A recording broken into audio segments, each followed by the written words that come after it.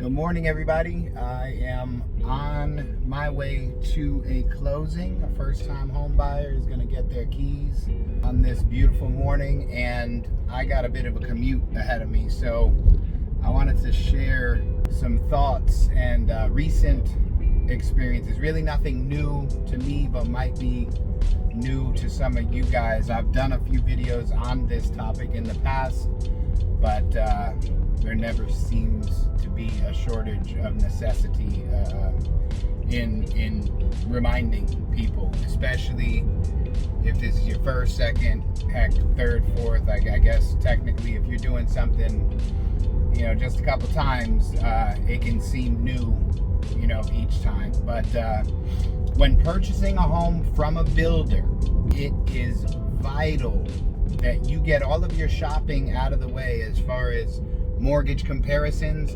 before. I want to highlight, underline, put that in a size 33 font, maybe make it red with some yellow highlighter background. You gotta do all of your mortgage shopping and comparisons before you sign your contract. Builders are infamous for many things, but one of the top things that they are notorious for is offering these great sounding incentives if you use their preferred lender. Let you in on a little secret. Their preferred lender is typically them.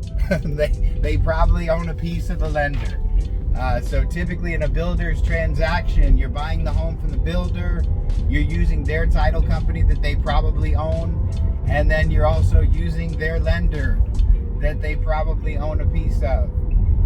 What's happening there is a few things. Number one, they're making money on every single piece of the transaction, and usually, a very high percentage of the time, matter of fact, I've yet to be proven wrong with this, the builder's lender is not offering you that great of a loan. So these incentives are just compensating for a bad loan to begin with.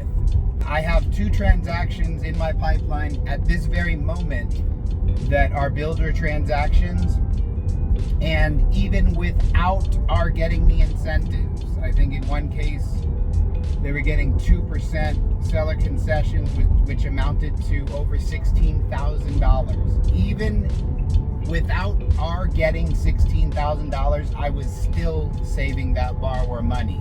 Now, luckily, that borrower came to me before they signed anything with the builder, so we were able to negotiate some of those concessions. And that's why that's important, because, typically when you're buying a home from a builder, once you sign that contract that says, hey, we're going to give you X amount of concessions if you use our preferred lender, if you later decide, well, you know what, I found a better loan, that loan has to now be a whole lot better, because remember, what reason do they have to give you those concessions now? You've already signed a contract. You've already agreed to purchase that home. So either you use their lender, get the concessions, or you don't. But if you do that, if you do the comparisons first, then you have some leverage to negotiate, right? It's like, hey, I gave your preferred lender a shot. They didn't offer me the best deal. I want to go with this lender, and I still expect to get some of those concessions. Now, the tricky part here is you got to be willing to walk away. You have to be willing to show that builder, hey, you're not the only show in town.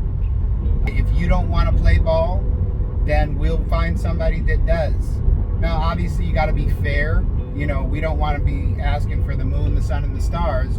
But if we can get, a good hunk of those concessions, regardless of the lender that you use, then that's a win. Hope this helps. If you have any questions, if you're getting ready to sign a contract and you want to get a comparison, give us a call, shoot me a message, comment below. I'm always here to help. Edward Foy, 281-304-6353. I hope you have a great day.